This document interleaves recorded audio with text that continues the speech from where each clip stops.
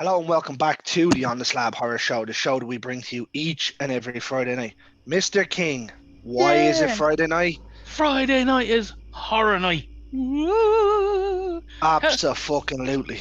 tell our esteemed guests why it's horror night over here every Friday. So, not only for the listeners, but for our guest Bobby there, who is hidden behind this picture.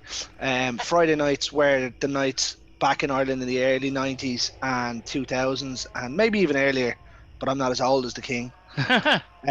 Where after 10 p.m., after the watershed, they used to put on horror movies, and you used to see some of the old classics. Mm, So we kept true to that, and we released this at in and around 10 p.m. every Friday night, yeah, so and that's where that's. we got our slogan from. But on to tonight, we've got a really cool guest tonight, and who has a very interesting project lined up. We have Bobby Canipe. Is it Canipe? It's Canipe, but I Canipe. get it all the time, man. I've heard every which way you can think of. Bobby Canipe, and he is going to talk about his cool project called Grandma this evening. I'm right about that, yeah, Grandma. Yep, that's correct. So I don't know where you guys are from if they do this, but over here in the South they call grandma like mama and stuff like that. So we almost went with that, but then I thought outside of the South, if somebody sees us, they're gonna be like, "What is a mama?" You know. So I was like, I Yeah, went with grandma. yeah. I The think only, the Grandma's only a way bit I more. wouldn't, Yeah, Grandma's a bit yeah, more universal, I think. Yeah. the only way I would have known that one was from Big Bang, where Sheldon calls his nanny Mima, Mima. Mima, yeah. Yep. So Yeah. But she talks like an ambulance. Mima, yeah. Mima. For fuck's sake, No, I sorry. think I think I think I think Grandma's is probably the better one, because as Yeah. you says, it's gonna isolate a lot of people to being like, what the fuck is this? I agree. That was kind of like my thought process behind it. And Excellent. I suppose it's also very close to remember the movie that came out, was it 2015 or 16, Mama? Oh yeah, Mama. Yeah, I remember Yeah, seeing which, that. which was That awful. was that idiot that I don't like in the I can't Jennifer remember. No, it Lawrence. was Jennifer Lawrence in the. no. I'm thinking of something else. Yeah, no, it was the one where it was like a ghost protecting kids who from their dad tried to kill them, and then other people, and it was Yeah. just terrible. All right. It was Well, terrible. we're not talking about the mother tonight. We're talking about the grandmother. So, uh, Yeah. anyway, welcome to the show, Bobby. We like to ramble on for a couple of minutes at the start, as you already noticed. Oh, And you're good, man. Thank you so much for having me. I really no, appreciate it. no problem. Give us an idea what's happening. Give us an idea of what people are hoping to see with your film. Yep. So grandma. So growing up, I was a big fan of like straight to video and shot on video horror movies from the video store. Hmm. Every weekend I was at the video store. So, I've made a few movies in the last few years, and along the way, I thought I wish that I was back in that time where I could make one of those straight to video or shot on video films. And then I thought, well, why can't I? Like Mm. I'll just make one. So I've along the years I've become pretty good friends with a lot of the original shot on video directors like Tim Ritter, Donald Farmer, Mark Oh, Polonia, stuff like that. cool. And I've worked with a few of them, so I thought if I do this, I want to make it the biggest shot on video thing that's ever happened. So I want to get all these guys together as creative consultants, executive producers. They're all putting their input in. They all filled out. I come up with this crazy questionnaire that I sent every one of them, and it went into detail like how did you run audio, what kind of camera equipment did you use, how did you write, how did you use special effects, all this stuff. And they were all like super awesome and filled all this out and then brought it back. So I have like this Bible that I've made now that's like tells all the secrets from every shot on video film from back in the Deadly. 80s and 90s. And so yeah, I brought them on board, and that's what we're doing with Grandma. We're making it a fun. There's not going to be an overabundance of story in this. Mm. It's going to be like those movies you saw. These kids are in this place and they're getting killed. Yeah. And yeah, we just included all the guys that I grew up on, and we've got a couple of the celebrities like the actresses from the 80s and 90s that I grew up on, like Courtney Laccara. I love her in Slaughterhouse and Killing Spree. Yeah. So I looked her up and I'm like, she has not acted since 1993. So I had to find her. So I went through the process of finding her, found her on Facebook, hit her up and was like, would you want to make a return? And she was down. So she Deadly. hasn't acted in 30 years and she's doing it in this. And then we got Fair Brink play. Stevens from Summer Party Massacre, and Deborah Oh, Dunch from yes. 976 Evil 2 and Hard to Die. And Deadly. we got Michelle Bauer from Hollywood Chainsaw Hookers. She's actually the lady on the front with the chainsaw. Cool. And yeah, so and then we've got a couple other people that I can't say yet, but we're kind of announcing Fair. as we hit certain goals, you know, Cool, on the yeah. Indiegogo. But yeah, That's we're just trying to make fantastic. the best shot on video film we can, you know. Two things I'm Absolutely. picking I'm picking up already, Bobby, is one, you're coming up with a good honest story about how you're doing this, and two, you're really into this, and actually three, you're going about it the right way, getting all the old the old hands to help you out the right way. I think that's Oh yeah, brilliant. that's it. Cause like I'm kind of like that old man that yells at the cloud, that Uh, meme or Yeah. whatever. When I see like younger people that are into horror, I love it. But they'll be like, I'm gonna make a movie like the 80s, but then they mm, don't include anybody from the 80s. And I'm yeah, like, well, how do you know how to make a movie from the 80s yeah, if you weren't making movies in the 80s? So I didn't want to fall into that trap. I was like, no, I'm gonna learn from the people that did it, that's and great. try to make it as accurate as possible. And It's that's absolutely the best way. yeah, it's a genuine approach, I feel, for a type of film that may have been tried to be copied over and over again, but as I said, you're doing it the right way, in my opinion. So I think that's fantastic. Like, really Thank interesting. you. Yeah, Thank you. absolutely. So Just a quick one on you saying that about films looking like they're from the 80s, right? Mm-hmm. What did you make of Ty West's X? So I actually really liked X. Pearl, I love though. So like I liked X, but Pearl, like I freaking love Pearl, man. The way he No, I'm sorry. the way. No, I mean the way it was shot more so than the film itself. The film was fucking fantastic. Yeah.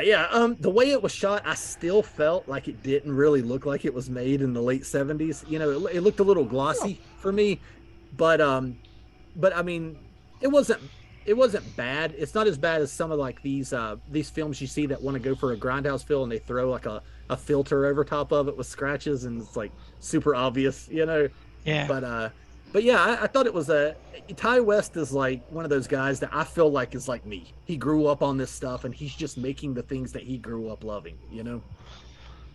Sorry, that was just an off the cuff one there when we were talking about sort of 80s and 70s movies. Sure, yeah. I thought it was perfect how grainy it was and it worked perfectly. But I just wanted to get your opinion there, saying that that's what you kind of grew up with. Oh yeah, absolutely, man. I grew up at the video store. I've told everybody if streaming would have never happened, I probably would be running a video store right now. brilliant. I worked in a video store when it dropped, when streaming Netflix dropped. I did too. I started working I don't know if you guys had these over there, but over here we had Hollywood Video, and started working there when I was 16, and that was about 2001, and then I worked all the way through to about 2007 when they kind of went under. Yeah, So you had some we fun times there. Oh, absolutely! It was the best job I ever had. we had an Extravision and Charbusters. We didn't have obviously the same names. I think the closest one we would have had would have been Blockbuster. I think they went to America. Oh yeah, yep. We had Yeah. plenty of blockbusters over here. Hmm. Yeah, that would have been the only one I think that was a worldwide brand. Right on. Yeah. It's funny. Like I collect VHS. I used to collect a lot. So I was in a documentary called "Adjust Your Tracking." At one point, I had like 10,000 VHS, and I've kind of got rid of pretty much all of them except for like a few hundred. But I've got to where I've started getting former rentals from the UK because I think they look so amazing, like the PAL tapes. Yeah. Like the cover art and everything would be so dramatically different than what we got. So it's like I love you guys' video store culture from back in the day. Like it's amazing. Oh, we were mad about it. That's how I used to pick certain movies to watch. Oh yeah, dude, absolutely. Me too. That's why when so the guy that did the cover art for Grandma, I guess you guys have seen it. I'm not Yeah. sure, but it's Dustin Absolutely. Ferguson out of California. He's like he makes like 100 movies a year. Like it's ridiculous the way he turns over stuff. But he actually come up with that cover art, and that's what I told him. I was like, I want something that when I go in the video store, if I seen this on the shelf, I'm like immediately like I'm renting that movie. Yeah, that's cool. So there was certain movies that I've seen, like obviously before we go back to it, like where I would go into a video shop. There's certain ones that jumped on it, and we actually touched on it with a previous guest with Ben from Fright Rags Mhm. with the cover art. So House was the original one that sort of jumped for me. Oh, I don't that's know a what great one. cover you's got. We had it was just the Hand. zombie hand pushing the doorbell. That's the one we got too. Yeah, Yeah. it's great. I love it. Yeah. Yeah. I'll never forget that one. That's probably the first one I seen, and I was like, yeah, I'm getting that. Oh yeah, that was it. And a lot of times it was really funny. They put a ton of work into the cover art, but then you would watch the movie and nothing from the cover was in that movie at all. Like And I'll that. drop a little hint. That might happen in Grandma too. Brilliant. Do you know what I remember back in, as he said, I'm a bit older than him, A Bobby, bit. just a little bit. Shut up, you. But years ago, like I remember seeing advertisements for House, Oh poster yeah. ads around, and even like so Iron Maiden album covers on buses, Uh-huh. and you don't see that kind of shit anymore. You don't see like cool advertising like that anymore. You really don't like. You And even don't like a lot of times back in the day, they would hire actual artists to hand paint these covers. And a lot of times they were told to paint them before the movie was even shot. So they're like, here's the basis of the movie, just try to make up some kind of cover art, you know? But now with and I mean I'm guilty of it too. I use Photoshop a lot.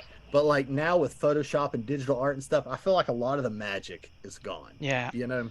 I feel though, I think if you can marriage kind of Photoshop, skills with, real photos as well. Mm-hmm.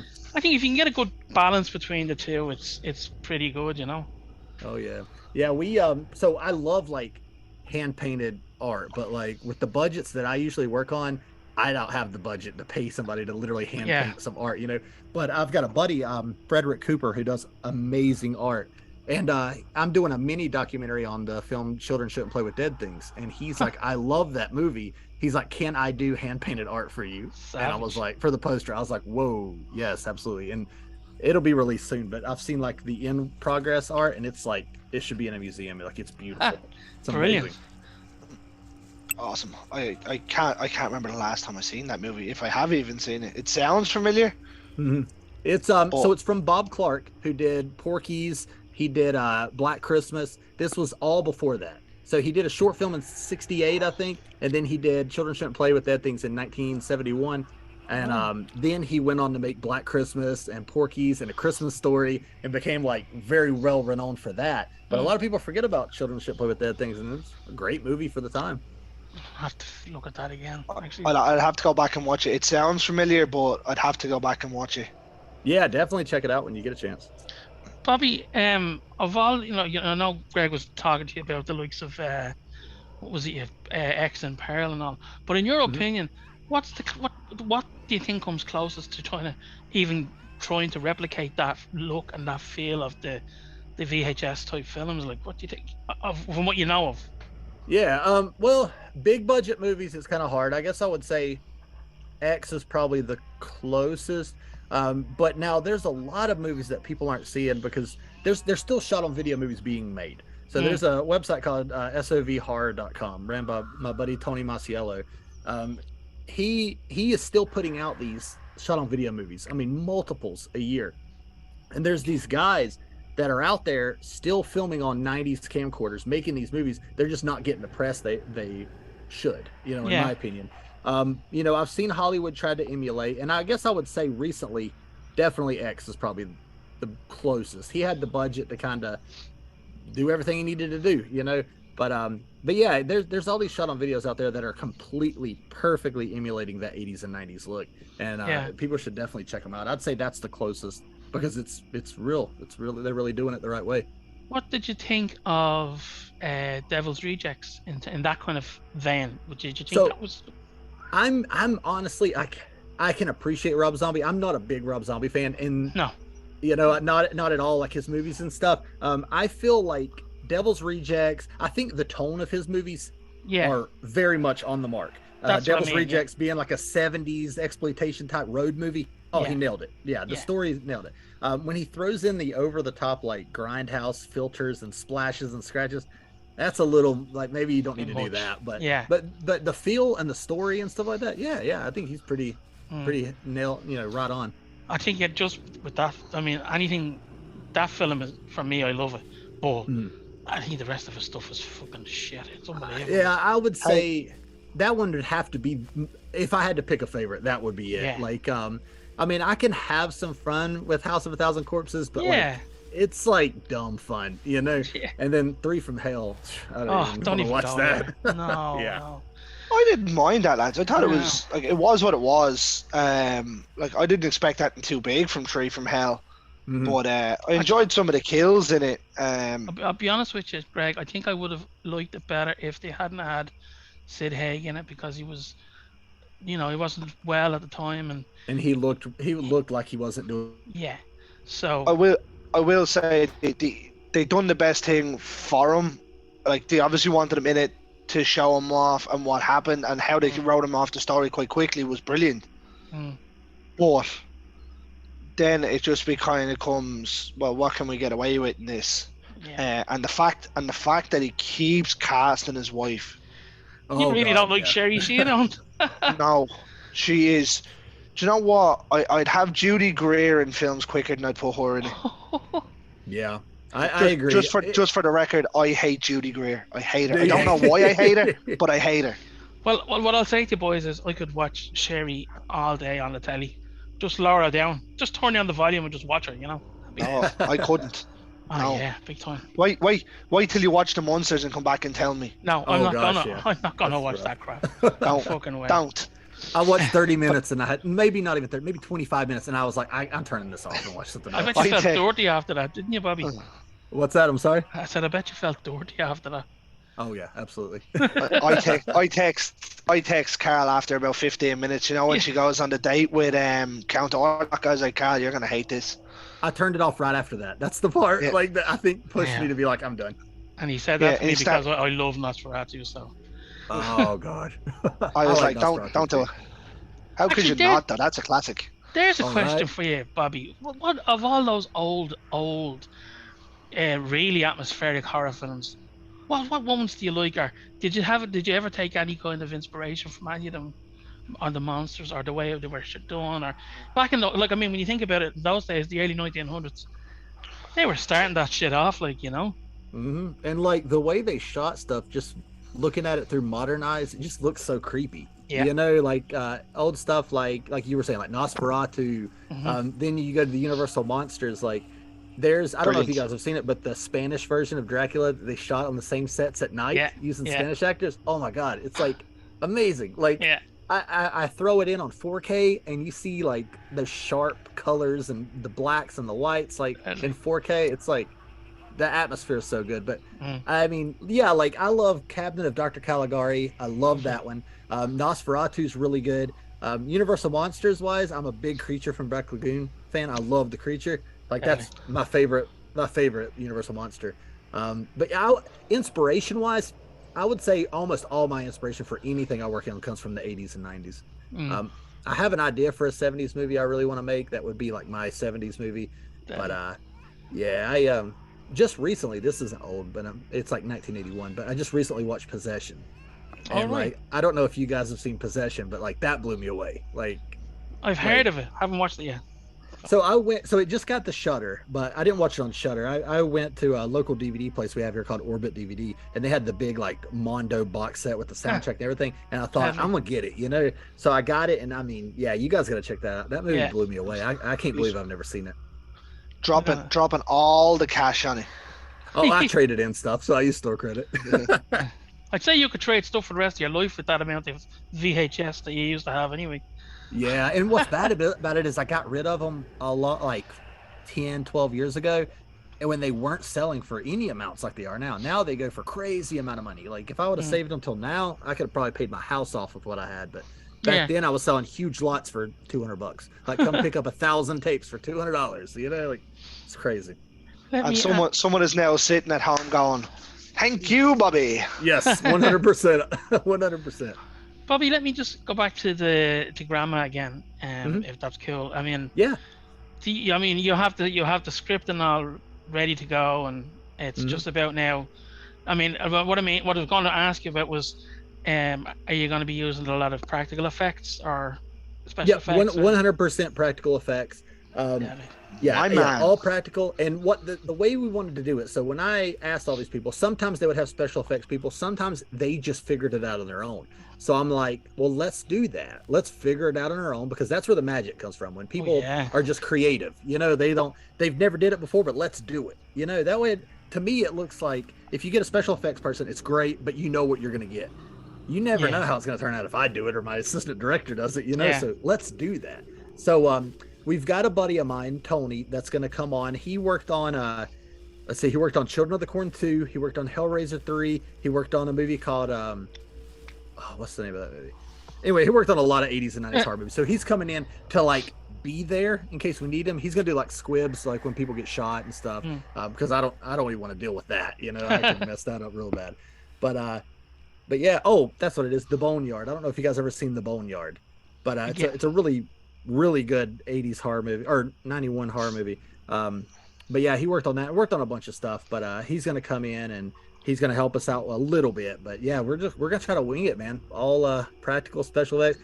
I'm gonna put so much blood that it looks ridiculous. Like like totally unrealistic amounts of blood. Just because I want to.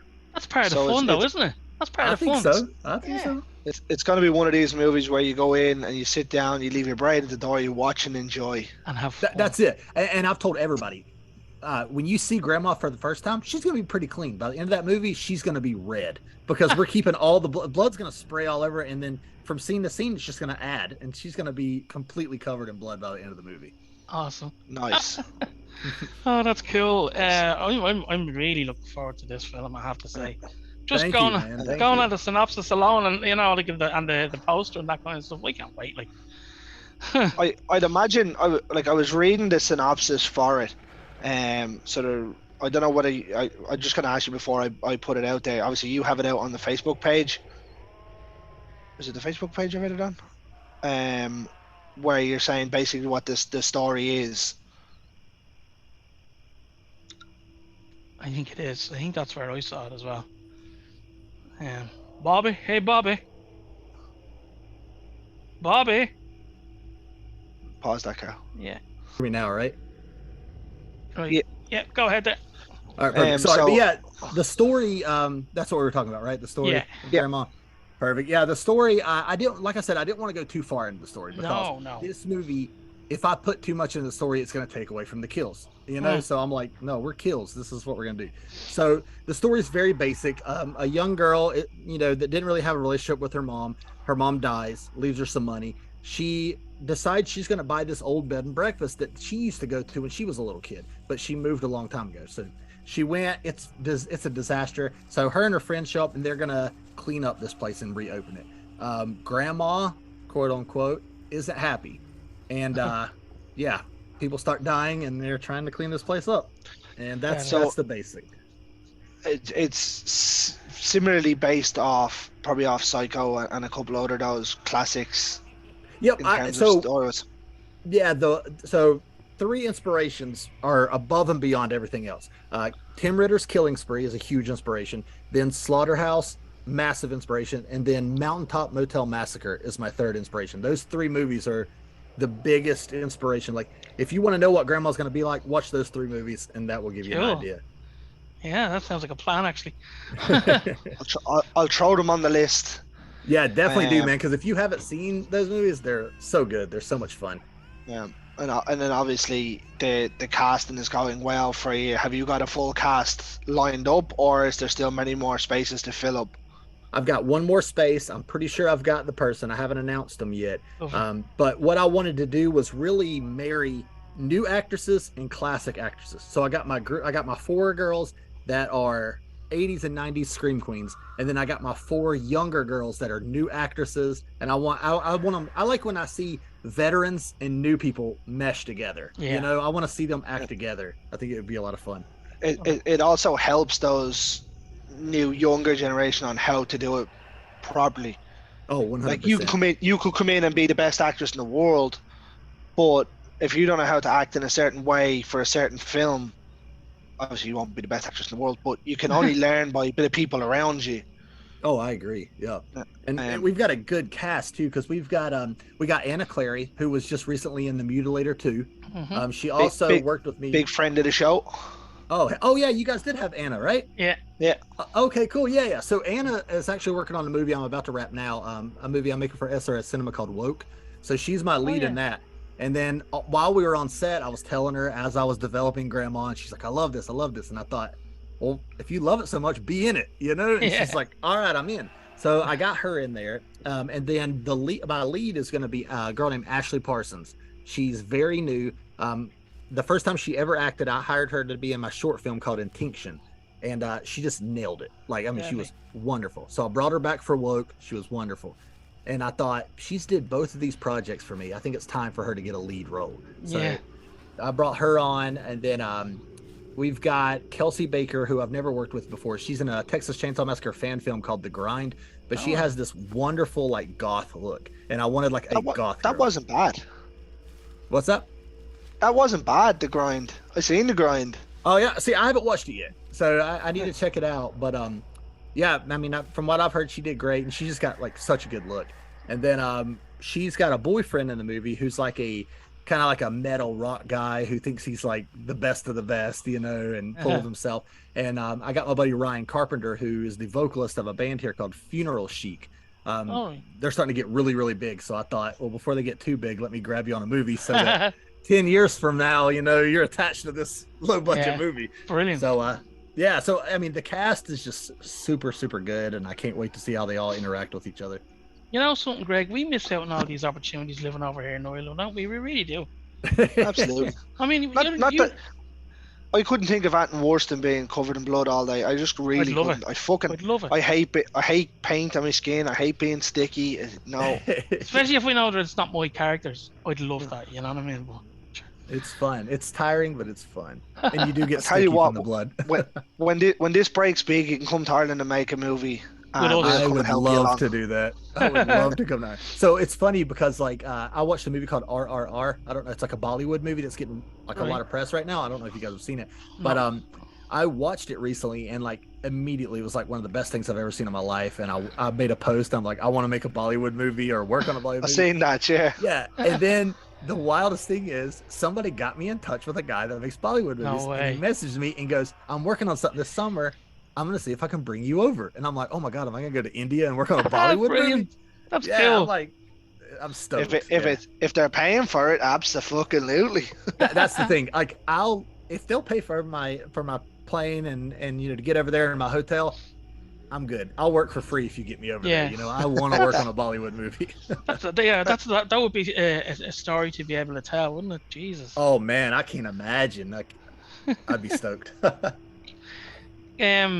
Bobby, we asked who did we have last week on the show, Greg? It was Carl Grasso, wasn't it? Yeah. So we asked him last week a question that's an ongoing argument between me and Greg, right? And I'm going to start doing it now from now because he thinks he has the better on me with this. So listen to every time you put this vote out, Carl, you lose. You lost yesterday. You lost last week. Shut up. Initially, Bobby, are you familiar with American Werewolf in London? Yes, absolutely. Okay. Are you familiar with Dog Soldiers? Absolutely. I just bought the 4K a week ago. Cool. In your opinion, which is the better werewolf movie? Oh man, whoever said Dog Soldiers, I'm going with Dog Soldiers. Fair enough. That's okay. I love Dog. No, don't get me wrong. I do like American Werewolf in London, but in all honesty, that's my third favorite werewolf movie. Oh, is the Howling the other one? No, Howling's let me put it this way: American Werewolf in London is my fourth. Howling's my third. Dog Soldiers is my second. Is it Ginger Snaps? No, Bad Moon. I love Bad Moon so much. I like the wolf in it, I have to say. The werewolf's good. He's that's the kind of werewolves I like. Big 9 foot, 10 foot tall werewolves, the ones that look more like dogs, like American Werewolf in London and stuff. Those are all right, but I like the big hulking werewolves, I just like have you guys seen Late Phases? No. That's a more modern one. It's by maybe 2014. It's got Ethan Embry in it, and it's about a blind guy, a blind veteran, who finds out there's werewolves attacking this retirement home community. And it's dead serious, gory, and everything. And he has to figure out, because they only come at They're on the full moon. They stick to the full moon thing, and he knows they're werewolves, so he knows he's got 30 days to set his house up and prepare for That's battle. brilliant. And it's so good. It's amazing. What's it called again? It's called Late Phases. Oh, I have to check that out. Right, But you know, I I'm was gonna pop hoping, that on the Bobby, list. I was hoping you were going to say that the blind guy was the werewolf and that he couldn't find anyone to eat. I was hoping. That would be great. Just a blind werewolf running around and running into stuff. Blind moon or something you could call it. You know, I don't know. But That'd be pretty good. so there you go. That's one apiece for our little debate, I'm glad I which could we even it started up last for you. week. Well, Yeah. it's not one apiece, Carl, because you put out the vote 3 times and you got slapped on all 3 of them I'm in talking 3 about different groups. from last In week. 3 different groups. We're talking to. I'll tell you, with American Werewolf in London, the first part of that movie when they're in London is beautiful. Yeah. It's like I am so on board when they're walking through the moors and it's dark and the fog's out and they go into the bar or the tavern.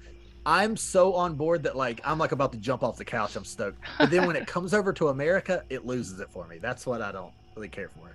Yeah. Sure. I mean, look, it is what it is, and Yeah. thanks for going against me, Bobby. That's grand. Okay, Yeah, no problem. You won't be on Greg- this show again. Greg PayPal'd me $10 before the show to make Had a sure I feeling. said that. Yeah. Yeah. And that wasn't even to the Indiegogo; it was your own bleeding account. So. Oh yeah, it was for me. Absolutely.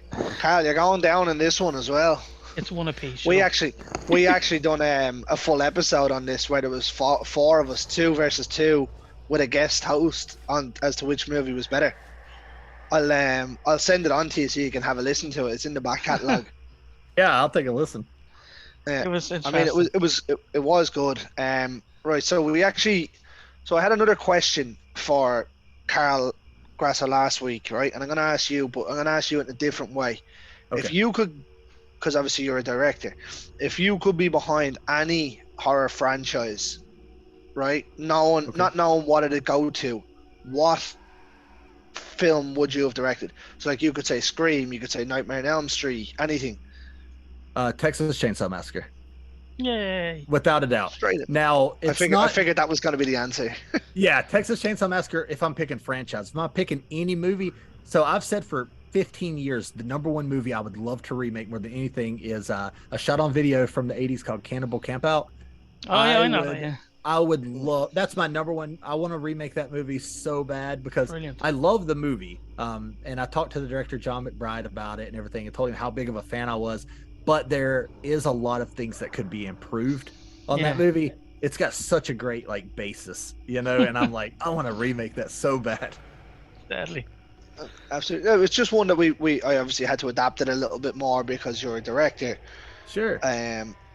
But yeah, so I figured when you were with the love of 70s and 80s, it was going to be somewhere along that, because Halloween wasn't really a 70s movie, wasn't really an 80s movie, it was just there. Chainsaw is the only one that really feels old school in all the big kind of out there movies. Oh, absolutely. And Texas Chainsaw Massacre is my favorite franchise. Even I enjoy even the bad ones. And I just love that it's always reinvented itself for the time. So you had the 70s one, then you had Texas Chainsaw Massacre 2 in the 80s, which was super 80s, and then you had part 3 and Next Generation in the 90s, and then it was constantly reinventing itself, good or bad. I mean, some of them were pretty rough, but I just love that it wasn't afraid to take swings. They were going to try it, they were going to do something. I don't know. I think for me, it's just the original. That's it. That's just my opinion. That's my favorite one. Is the original for sure. I love it so much. I mean, I'd watch that a lot of times every year. Well, that's all I'm gonna say. I never keep count, but I do watch it a lot. Oh yeah, I just watched the part 2 4K. I just bought it and it looks incredible. Yeah, I'd say so. I love. Wasn't it part 2 that had the Breakfast Club themed? Yeah, that's part 2. Yeah. Yeah, brilliant. Part 1 was brilliant right up until a certain part. What part? I'm curious. Where the granddad comes back to life. Oh, at the dinner scene. Yeah, that's it. I'm done with that point. Then I'm like, nah, I'm out. I love it. He's alive in part 2 also. Yeah. Yeah. Yeah. But he doesn't look half as bad in part 2. He had Tom Savini effects in part 2. Hey, if you're drinking more blood, Yeah. What did you make of the new one? Actually, I loved it. I loved it so much. And It's funny because like I watched it the day it dropped on Netflix. I watched it before hearing anything anybody said, and I was like, "This is so stupid. It's brilliant. Like it's like such a dumb movie. I enjoy it so much because like smart wise, it's not a smart script. It's not a smart movie. It's basically they needed to get these people in a town so Leatherface could kill them, and that's what they did. We actually finally got a massacre, which had never happened before. And yeah, I loved it. And then I got online and everybody hated it. And I'm like, what? Did we watch the same movie? But yeah, I loved it. I thought it was so much fun. Okay, so we're going to end that conversation before that goes any further than that. We could talk like 30 more minutes about that if you'd like. No, that wouldn't be a good podcast for us. we've done a 40-minute show where I think we might have broke the world record for swearing. Really? Wow. Yeah. God, yeah. I watched it the day it dropped. I watched it probably about an hour after it dropped. Yep. And I sat there going, "What is this?" Like, for some, like, I'm gonna ask you a question, then, right? You like the new one, right? Yes. So I do. this is going off the cuff here, right? Texas Chainsaw 2022 was a direct follow-up to the original, right? Correct? Yeah, it is. Yep. Why did they nerf the story from the original one? I don't know. See, here's the thing with that. Like, it feels like from a writing and directing standpoint, watching that movie, it feels like they were on the right path and then they decided not to do it, but then they went back on it at the end. Like, it felt like they didn't want to keep it in continuity the whole movie, but like they wanted to pick certain things to keep continuity, which was really odd about, like the chainsaw being in the wall and then it cranks up fine after 40 or 50 years. Like, there's a lot of really dumb decisions with that movie. For me, the big one was obviously in the original one, he's born there, he lives in that house, he's never gone anywhere. He's that well protected. But in the 2022 one, they turned around and was like, "Oh, he was a baby here in the orphanage, this, that, and the other," and you're like, so you're bringing back the main character from the original one, who isn't the same girl because obviously Marilyn Burns passed away. Sure. You're then saying that he's lived here his whole life and never been outside the town. Now, did they say he was born there, or did they say they took him in after the stuff that happened in 1974? Because if you look at the picture, he's way bigger than everybody else. That's what they made say. me think. They say he was there from a child. Well, then that kind of throws a whack in it, don't it? Yeah, that was very early on. I didn't mind the start of it, and then when I got to that part, I was like, "Nope, I'm out already. I'm out. I'm done." Do you know something? Lads, the only kind of modern Leatherface film I kind of mildly enjoyed was the Leatherface. You know, that prequel that they made. With Stephen I Dorff. swear, I think that movie. I feel like that movie was not a Texas Chainsaw Massacre movie when they wrote it. It was. I enjoyed it though. You know what I mean? I wasn't going in with any preconceptions or anything like that. So that's probably the only one. You know? I love the old tree one. I do too. Yeah, absolutely do. The only issue I have with the old tree one was Berezovsky was far too big. Yeah, and I met him in real life at a con, and he was not a nice guy at all, and that kind of ruined it. I was like, ugh. Unfortunately, I've heard that off a few people that have met him at cons. Yeah, he's. I can't believe. Well, he's probably going to listen to this and hate me, but he was, as soon as 3 came out, he was hitting conventions hard, and then I think the way he acted toward people really spread, and now you never see him anywhere hardly. Like, nobody wants to bring him on. Yeah, the last time I talked to somebody about booking him, because I help run a horror convention here in North Carolina. And I talked to some agents, and he was like the cheapest celebrity you could get from this agent. And I was like, wow, that's wild. How much did he charge? 10 lollipops. Okay. He told me $100. Wow. If you want, you can book us, and we'll come over and do a live show for you. There you go. You do it for the same price as him, right? $100. You just pay for the plane ticket, and we'll be there. Yeah, you'll be a lot nicer than him, I'm sure. Thank fuck Greg's not our manager. That's all I'll say. Orly Emery was brilliant in that. He was the best part in my opinion. He was. Well, I don't know. Jessica Biel was pretty good to behold. Yeah. If that's what makes a good movie, then the Texas Chainsaw 3D was a beautiful movie. yes. I only went to see that for one reason, and it wasn't for what it was. That's an annual watch for me at least. Valentine's That's Day. that's There you Carl's go. most hated one. It is. I do hate the movie, but Oh, there's a couple good Movie parts in that movie. yeah. movie was atrocious. I think we'll wrap up then, if that's good with you, Bob. We've had a Yeah, really buddy. cool chat with you, man. Thank you for having me, man. It was Oh, great talking to you guys. absolutely. Yep. I mean, Yep. you'll come back on the show, will you, at some point? Yeah, absolutely, man. What we can do is when Grandma's done, I'll send you guys a couple screeners. You guys watch it, and then we can get on here and we can talk about it. Awesome. Thank you very much. Absolutely. Thank you very I was gonna much. watch it. I was gonna watch it anyway. Yeah. Well, there you go. Now you got to watch it because we'll talk about it. That's very much appreciated, Bob. Absolutely. What we'll do now is, like, we like to, we do our best to support it, like independent films. Like we've helped, we've had a lot of the Mutilator 2 cast on. We've had the main one cast, and anyone that's trying to make an effort with something original and fun, we like to get behind them. So I appreciate that. we all we can do is wish you the very best, and we'll, as I said, we'll do our best getting you some more Indiegogo, pledges on that kind of thing as well. That would be great, man. I mean, much appreciated because with independent horror, we don't have financial backers, executive producers and stuff. It's literally the fans that help. So I appreciate it. No problem. Absolutely. But yeah, and every success with the movie and with Woke when it comes out. Yeah, absolutely. Thank you. And obviously we'll definitely get you back on. Maybe even before then, if you have time, we can come back on and we can just actually chat horror rather than. Yeah, I mean, I'm down, man. structure. Holler at me. I'll make sure I have a working webcam at that point, and yeah, we'll do it. Absolutely. And just before we go, to give us more details on the Indiegogo for people, just in case they haven't seen it on Facebook or anything.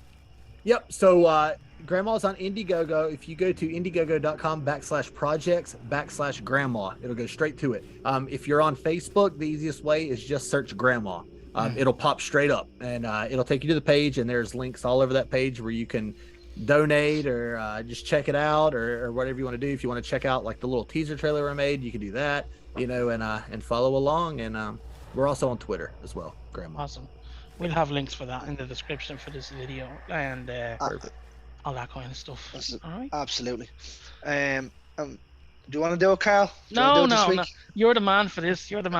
First of all, I will say, Bobby, thanks again for coming onto the show. We really appreciate it. Absolutely. It was a pleasure talking to you guys. No problem. Yeah. Right, Greg, take us home. Let's do it the way we do it every Friday night, King. Go for the it. words of the great George A. Romero, ladies and gentlemen, stay scared. Woo!